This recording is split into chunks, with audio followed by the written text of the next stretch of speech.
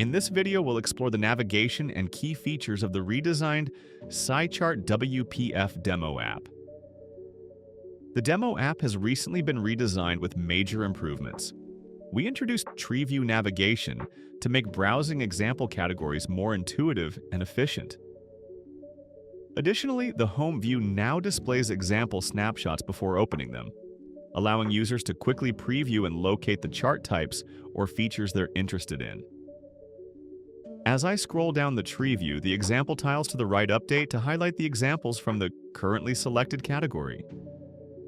The search bar at the top allows searching for specific chart types like column, or charting features like zoom, or searching examples by example name.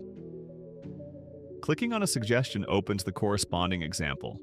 A hint appears in the example view, guiding you on how to navigate back to the examples list, open source code, share feedback, or access documentation. Buttons at the top allow back and forth navigation through the history, or returning to the home view.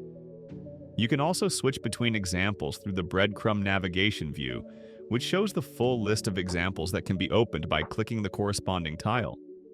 The Settings view shows the current framework and used SciChart WPF version with options below. It is possible to change SciChart rendering settings, such as selecting a specific renderer, either a software or hardware accelerated. We can see that the hardware accelerated renderer is selected. Also, there are other settings that impact rendering and performance in various ways. These settings can be changed in real time when any example is open, to immediately see the effect and impact of the change. In addition to these settings, the status bar below shows things like power settings that can affect performance. They can be changed through the dedicated Windows dialog accessed here. On the opposite end, it shows whether hardware acceleration is supported on this PC and if acceleration is enabled.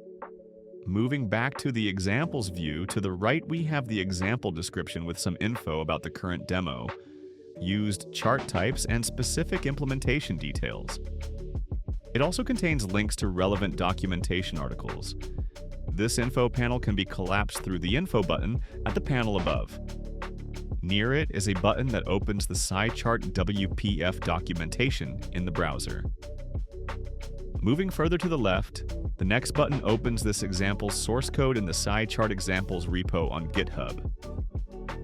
The next button allows exporting this example as a standalone Visual Studio solution, targeting the same framework as the one used in the demo. In the pop-up, you have to input or choose an appropriate path and select how to reference SciChart libraries, whether to use the libs from the installation folder or from NuGet. A message appears that reports either success or failure of the export. The next button allows exploring the full example source code, all the files that are used in this example. We can return back to the example itself by clicking the Examples button from this bar. The Feedback button allows sharing any ideas or suggestions with the SciChart team and sending them to our support channel. The toolbar to the left allows exploring various chart interactivity options that are implemented in this example. For instance, here we have the Zoom option that enables lasso zoom with the mouse, and the pan option down below that enables chart scrolling with the mouse. Also, here's a play button that starts real-time updates. Here we can see the example updating the chart, and the stop button that stops real-time updates. The last button shows options and behaviors for this chart type, such as toggling candlesticks, switching rendering modes, or adjusting price levels. The results of the changes are immediately visible on the chart. That wraps up the walkthrough. If you have any questions, feedback, or suggestions on how we can improve the demo, we'd love to hear from you.